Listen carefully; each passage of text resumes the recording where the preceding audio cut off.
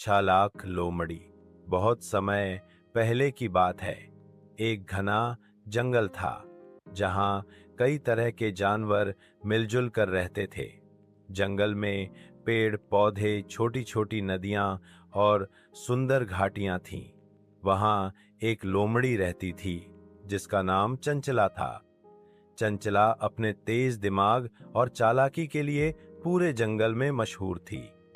वह न केवल चतुर थी, बल्कि हमेशा अपनी चालाकी से हर समस्या का हल निकालती थी। चंचला अकेली रहती थी। वह दूसरों से मिलना पसंद नहीं करती थी, लेकिन जब भी उसे किसी चीज की जरूरत होती, वह किसी न किसी को बेवकूफ बनाकर अपना काम निकाल लेती। एक दिन जंगल में यह खबर फैल गई कि पास के गांव से कुछ शिकारी आ रहे हैं और उन्होंने कई जाल जंगल में बिछा दिए हैं। यह सुनते ही सारे जानवर डर गए। हाथी, हिरन, खरगोश, बंदर, सभी ने अपने अपने तरीके से छिपने की योजना बना ली। मगर चंचला जानती थी कि डर कर भागने से कुछ नहीं होगा। वह बोली, अगर हम सब मिलकर योजना बनाएं तो शिकारियों को सबक सिखाया जा सकता है। कुछ जानवरों ने उस पर भरोसा नहीं किया, क्योंकि वे जानते थे कि चंचला अपनी भलाई पहले सोचती है। लेकिन कुछ जानवरों को उसकी बात में दम लगा। चंचला ने कहा, शिकारी जानवरों को एक एक कर पकड़ते हैं। अगर हम एकजुट हो जाएं तो हम उन पर भारी पड़ सकते हैं। उसने एक योजना बनाई। हम सभी जानवर मिलकर उनके जालों को ढूंढेंगे और नष्ट करेंगे। साथ ही जो जानवर सबसे तेज दौड़ सकते हैं, जैसे खरगोश और हिरन, वे उनका ध्यान भटकाएंगे ताकि बाकी जानवर जालों को काट सकें। योजना अच्छी थी और जानवरों ने पहली बार चंचला की बात मानी। अगली सुबह जब शिकारी आए तो उन्होंने देखा कि उनके कई जाल पहले ही नष्ट हो चुके हैं। वे गुस्से में इधर उधर दौड़ने लगे, लेकिन जानवर तेज थे। लोमड़ी पेड़ों की ओट में छिपकर उनका पीछा करती रही और हर जगह उनकी गतिविधियां देखती रही। चंचला ने जंगल के चूहे दल को बुलाया और कहा, तुम लोग सबसे अच्छे काटने वाले हो। तुम लोग उनके बच गए जालों को कुतर डालो। चूहों ने पूरी रात मेहनत की और सारे जालों को काट दिया। अगले दिन शिकारी बहुत निराश होकर लौट गए। जंगल के जानवरों ने राहत की सांस ली और पहली बार चंचला को धन्यवाद कहा। मगर चंचला की चालाकी यहीं खत्म नहीं हुई। कुछ हफ्तों बाद जंगल में भोजन की कमी हो गई। झरनों में पानी सूखने लगा और फलदार पेड़ कम हो गए।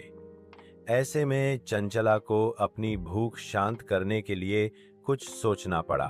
एक दिन उसने देखा कि एक बकरी अपने 2 बच्चों के साथ नदी के किनारे चर रही थी। बकरी थोड़ी भोली थी।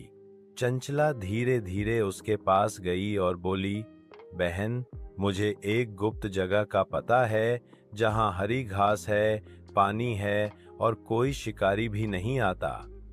तुम्हें और तुम्हारे बच्चों को वहां जरूर जाना चाहिए। बकरी ने कहा, तुम्हारा बहुत बहुत धन्यवाद, लेकिन मैं तुम्हारे साथ नहीं जा सकती। मेरी माँ ने सिखाया है कि लोमड़ी से हमेशा सावधान रहना चाहिए। चंचला ने मुस्कुराते हुए कहा, बहन, अब तो मैं जंगल की रक्षक बन गई हूँ। क्या तुमने नहीं सुना कि मैंने कैसे शिकारी भगाए?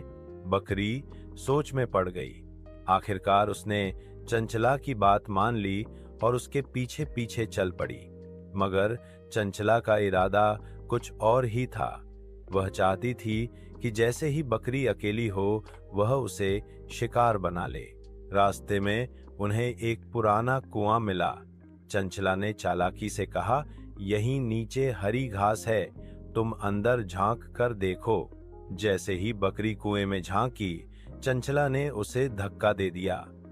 बकरी कुएं में गिर गई और चंचला हंसने लगी।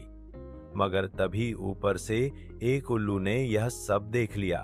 उल्लू ने तुरंत जंगल के सभी जानवरों को बुलाया और कहा, देखो, यह वही चालाक लोमड़ी है जिसने हमें शिकारी से बचाया, मगर आज उसने एक मासूम बकरी को धोखा दिया।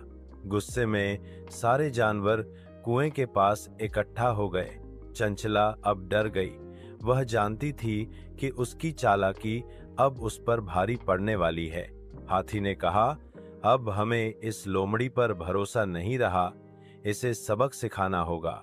चंचला ने रोते हुए कहा, माफ कर दो, मुझसे गलती हो गई, मुझे भूख ने मजबूर कर दिया। बंदर ने कहा, गलती तो सभी से होती है, लेकिन बार बार नहीं। तुमने अपनी चालाकी का गलत इस्तेमाल किया है। आखिरकार जानवरों ने तय किया कि चंचला को जंगल से कुछ समय के लिए बाहर निकाल दिया जाए।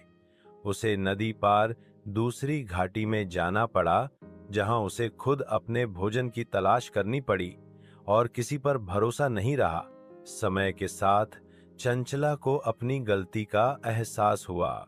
उसने सोचा, अगर मैं अपनी चालाकी का इस्तेमाल दूसरों की मदद करने में करती तो मैं आज अकेली न होती। कुछ महीनों बाद वह जंगल लौटी, मगर अब उसमें बदलाव आ गया था। वह अब दूसरों से मिलजुल कर रहती थी, मदद करती थी और कभी किसी को धोखा नहीं देती थी।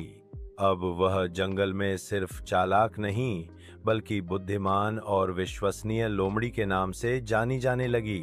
नैतिक शिक्षा मॉरल, चालाकी अच्छी बात है, लेकिन जब उसका उपयोग दूसरों को धोखा देने के लिए किया जाए तो वह एक दिन अपने ही ऊपर भारी पड़ती है। सच्ची बुद्धिमानी वही है जो दूसरों की भलाई में उपयोग की जाए।